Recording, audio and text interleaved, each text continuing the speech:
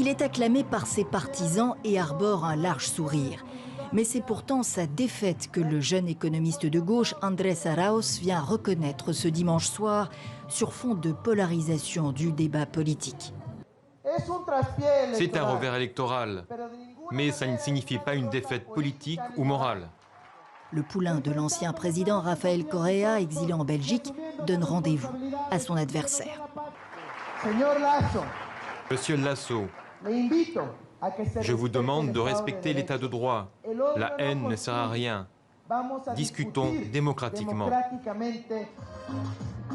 L'UNES, la gauche social-démocrate, est la première force parlementaire.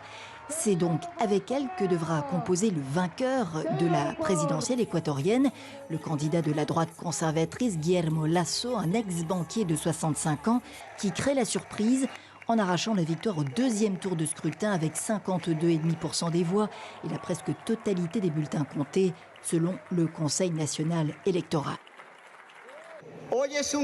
Aujourd'hui est un jour de célébration. La démocratie l'a emporté.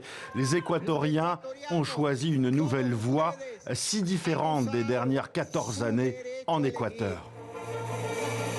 Avec Guillermo Lasso, qui se présentait pour la troisième fois à la présidentielle, c'est donc le retour d'un président de droite aux affaires dans un contexte économique difficile, celui de la pandémie de coronavirus qui a aggravé la crise et fait plus de 17 000 victimes dans ce pays de 17,5 millions d'habitants, soit environ un mort pour 1000. L'ancien banquier a promis de créer 2 millions d'emplois tout en se disant partisan du zéro déficit. Il succédera le 24 mai prochain à l'impopulaire Lenín Moreno après 4 ans de mandat.